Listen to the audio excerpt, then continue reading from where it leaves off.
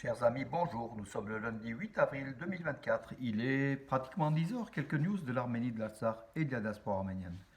Donc tout d'abord une caricature, bien sûr, le désir de l'Azerbaïdjan de récupérer l'Arménie, et pas que le sunnique, pas que le sud en fait, leur désir de ne pas faire la paix et d'attaquer une nouvelle fois l'Arménie. Donc une caricature qui m'a été inspirée hier, voilà, qui est liée à l'actualité en fait. Puisque en fait, euh, Antranik Tevanian, le leader du parti politique Mer Arménie, Mayra Estan, a écrit sur sa page Facebook, bon ça a été publié par de nombreux médias arméniens, que le désir d'Aliyev, de l'Azerbaïdjan, n'est pas d'exiger des morceaux de la région de Tabouche, Sunik, Ararat, Geralkunik, Vayotsor, mais considère que toute l'Arménie lui appartient. Donc il écrit cela sur fond de relations, de rapprochement entre l'Arménie et l'Union européenne et les États-Unis, donc Arménie-Occident. Il dit que tout cela, ce rapprochement-là est un rapprochement dangereux qui va, comment dirais-je, qui va isoler l'Arménie encore davantage. Voilà, donc en fait le risque comment dirais-je, que l'Arménie se retrouve seule, désarmée face à ses ennemis en fait, et peut-être même la Russie, le risque est là. Donc c'est une analyse en fait qui beaucoup en Arménie considèrent que les 270 millions d'euros promis par l'Union européenne, qui a beaucoup été évoqué, et comment dirais-je, est un leurre, c'est pas grand-chose par rapport à ce que l'Arménie pourrait perdre. Voilà, c'est aussi l'attitude de nombreux opposants politiques à Pachinian. Voilà, donc c'est une idée qui se défend. Moi, je pense aussi que l'Arménie a une vocation européenne et qu'elle se rapproche de l'Europe, c'est tout à fait normal, c'est dans son ADN, voilà, donc aussi il faut considérer cela. Il est vrai que derrière, la Russie est une menace permanente pour l'Arménie, puis l'Azerbaïdjan et la Turquie.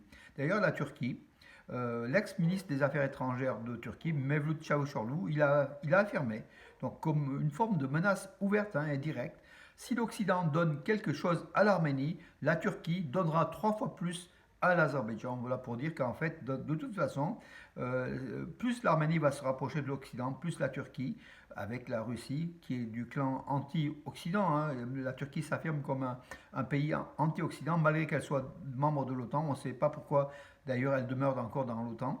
Donc la Turquie attaquera, enfin, aidera l'Azerbaïdjan à attaquer l'Arménie. Voilà, c'est aussi un message à peine voilé, en fait, c'est ouvert. Voilà. C'est aussi une menace pour l'Arménie. Alors, Arat Mirzoyan, de son côté, le ministre des Affaires étrangères d'Arménie, a affirmé que les 270 millions d'euros, on parle toujours des 270 millions d'euros, on ne parle pas de l'aspect politique du rapprochement de l'Arménie avec l'Union européenne, qui est beaucoup plus importante que les milliards qui vont être donnés à l'Arménie, qui vont être donnés, qui ne vont pas être prêtés. Donc, en fait, j'ai des amis sur les réseaux sociaux qui m'ont appelé, qui m'ont affirmé que c'était des prêts. Non, non, ce sont des subventions, les 270 millions d'euros, et puis d'autres, donc les milliards que l'Europe va accorder à l'Arménie, ce sont des dons, ce sont des subventions pour le développement de certains secteurs de social, de santé, enfin beaucoup de secteurs en Arménie, ce sont bien des dons. Mais il est vrai que l'Arménie d'après Hrant Bakratian, l'ex-ministre des Affaires étrangères d'Arménie, 14 milliards de flux d'arrivée d'argent en Arménie par la Russie, donc la Russie qui est le premier partenaire, et ça c'est ça qui est aussi le grand danger. Et d'autant plus que donc le risque de l'Arménie, des attaques. Donc hier, il y a eu encore des attaques sur les frontières de l'Arménie, mais sans conséquence en fait. Les positions, donc les Azéris ont ouvert le feu sur des positions arméniennes dans la région de Geralkunik, à Sotk et à Rosnavar, dans la région de Sunik. Donc c'était la nuit de dimanche en fait, voilà, de samedi à dimanche. Les Arméniens n'ont pas répliqué. Donc les Azéris montrent toujours qu'ils sont là et qu'ils sont en colère et qu'ils veulent, si l'occasion se présente, attaquer l'Arménie. Voilà aussi le risque qui est permanent et qui est là. D'autant plus que l'Europe.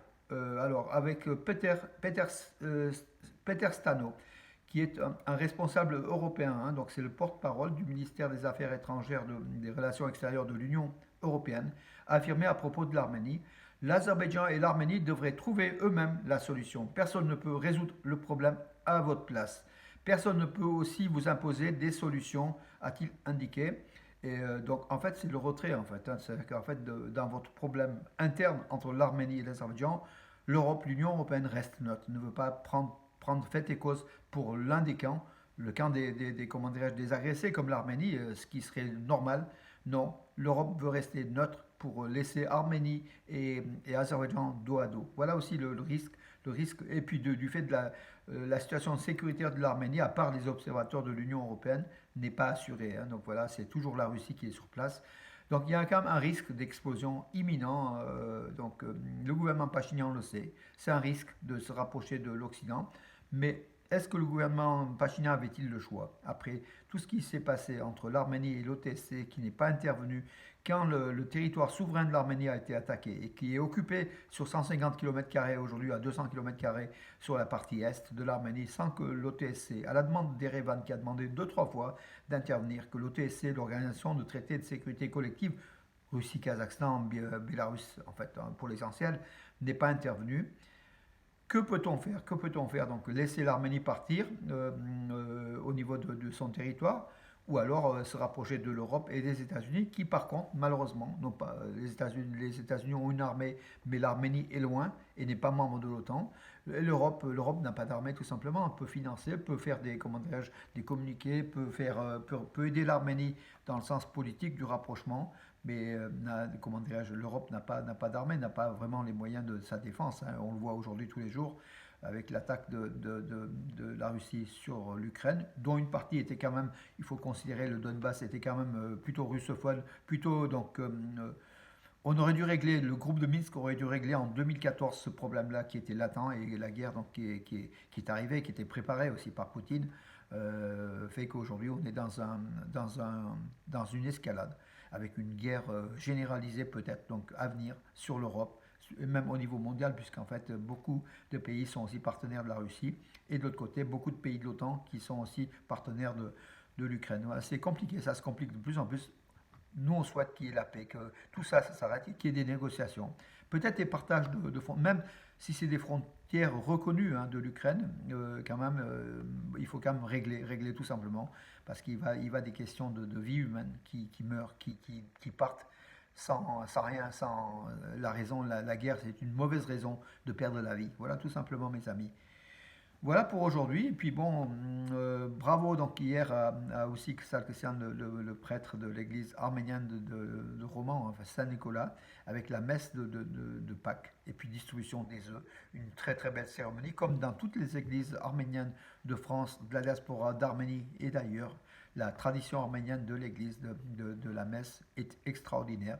C'est tout plein de chaleur et on se sent vraiment bien. Voilà, bravo à tous ceux qui ont contribué, qui contribuent tous les jours à notre foi arménienne, foi en Christ bien sûr, mais foi aussi en l'église arménienne, aux valeurs arméniennes. Et quand je dis église arménienne, c'est aussi vrai aussi pour l'église évangélique arménienne, pour l'église catholique arménienne et pour tous les rites, en tout cas, liés aux Arméniens. Les Arméniens sont un peuple croyant, ils croient. Mais aujourd'hui, croire c'est bien, la foi c'est bien, ça renforce l'esprit, mais il faut renforcer aussi le pays par l'armée, par les armes tout simplement.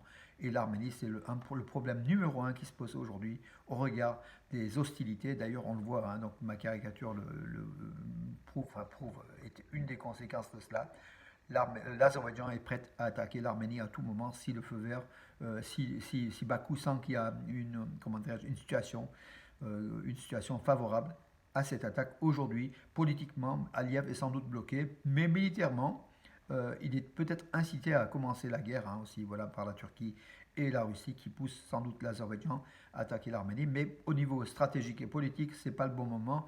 Mais tôt ou tard, l'Azerbaïdjan attaquera l'Arménie si l'Arménie n'est pas à la hauteur au niveau de son armement. Ça vient, mais bon, il faut que ça aille plus vite. D'ailleurs, les 3 radars français promis, ne sont pas arrivés, arriveront sans doute d'ici octobre. D'ici octobre, il peut se passer beaucoup de choses, mais c'est pas que les radars, hein, c'est aussi les autres, les missiles, beaucoup de choses. L'Arménie, même si elle s'arme, son armement est encore insuffisant pour faire un équilibre, hein, face à l'Azerbaïdjan, la situation est quand même déséquilibrée, il faut le dire. Voilà mes amis pour aujourd'hui. En tout cas, il faut espérer, il faut que l'Arménie puisse avancer en cela. Avancer en démocratie, c'est bien, mais pour qu'il y ait une bonne démocratie, il faut déjà que le pays soit figé, ses frontières soient figées, et que la population ne soit pas aux frontières, victime d'attaques comme on le voit depuis 2-3 jours. Voilà mes amis pour aujourd'hui. Bonne journée et à demain.